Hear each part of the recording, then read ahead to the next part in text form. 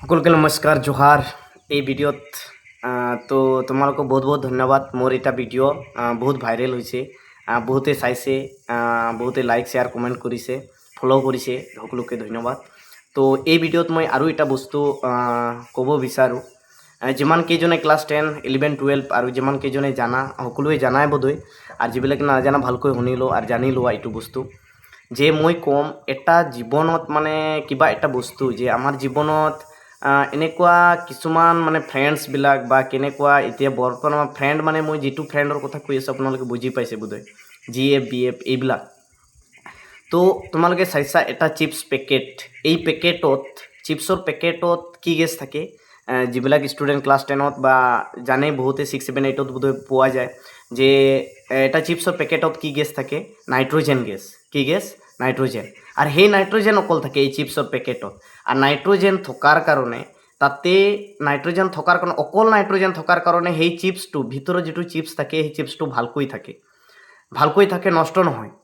কিন্তু তোমালোকে ট্ৰাই কৰা বা তোমালোকে জানা যে চিপছৰ পেকেটত যদি তুমি এটা চুই বা এটা পিনেৰে তুমি যদি ফুটাই দিয়া, এই চিপছ পেকেটটো ফুটাই দিয়া, তাতে পৃথিৱীত যিবিলাক বায়ুমণ্ডল আছে, যিবিলাক বায়ুমণ্ডলৰ যিমানকেইটা গেছ আছে তাৰে ভিতৰত এটা গেছৰ নাম হৈছে অক্সিজেন, যিটো আমি অহাত লৈ আছোঁ।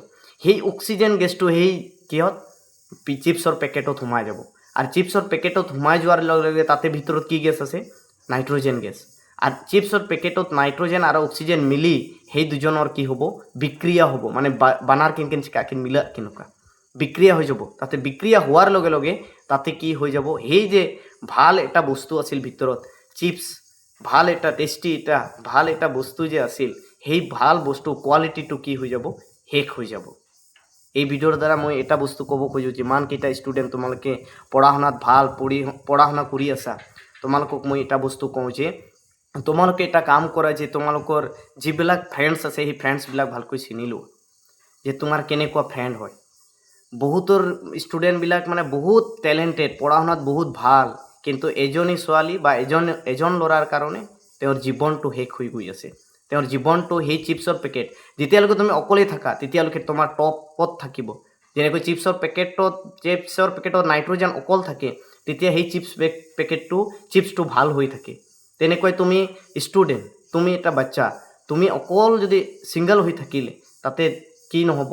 তেওঁৰ জীৱনটো নষ্ট নহয়। কিন্তু যদি সেই চিপছ পেকেটটো ফুটি যায় তেনেহ'লে শেষ হৈ যাব। বুজিছা? তো ছায়েন্সৰ হিচাপত বা মই যিমান দিন পঢ়িছোঁ ছায়েন্স, সেই বুজাৰ অনুসৰে মই কৈছোঁ যে অক্সিজেন গেছটো যিকোনো বস্তুৰ লগত মিলি গ'লে তাতে শেষ হৈ যাব।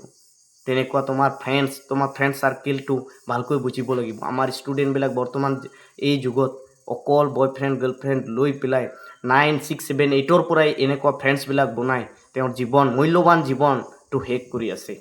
গতিকে এই ভিডিঅ'টো তোমালোকে বুজি লোৱা যে তোমাৰ মা দেউতা, তোমাক যি মায়ে তাইৰ পেটত 9 মাহ ৰাখি জন্ম দিছে, ইমান কষ্ট কৰি ডাঙৰ দীঘল কৰাৰ পিছত তোমাক যাতে ভাল এটা জীৱন পোৱা তাৰ কাৰণে দিনে ৰাতি পৰিশ্ৰম কৰি আছে আমাৰ মা দেউতাবিলাক।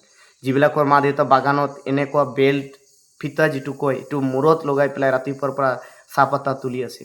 বস্তিৰ যিবিলাক মানুহবিলাক আছে, সেই মা দেউতাবিলাক কি কৰি আছে? ব্লেকৰ ঘৰত কাম, নিজৰ খেতি বাতি কৰি ভাল এটা যাতে ৰিজাল্ট পোৱা, বহুতে টিউশ্যনত যায়, বিভিন্ন ধৰণৰ কথাবিলাক শুনা যায়। টিউশ্যনৰ ৰাস্তাত দুনিয়াৰ বডিগাৰ্ড লৈ পেলাই এজনী ছোৱালী আৰু তাৰে বডিগাৰ্ড যাব, এনেকুৱা বহুত ধৰণৰ কথা শুনা যায়। গতিকে এই ভিডিঅ'টোক শ্বেয়াৰ কৰা যাতে তোমালোকে এনেকুৱা জীৱন যাতে নষ্ট নকৰা। এই মূল্যৱান জীৱনটো এবাৰ আমি পাওঁ, আৰু এবাৰ পোৱাৰ পিছত এই যিটো যদি শেষ কৰা তেনেহ'লে তোমাৰ জীৱনত আৰু একো কৰিব নোৱাৰিবা। গতিকে সকলোকে মই অনুৰোধ জনাওঁ যে 9, 10, 11, 12ত বেছি ষ্টুডেণ্টবিলাক আমাৰ বিয়া হয়।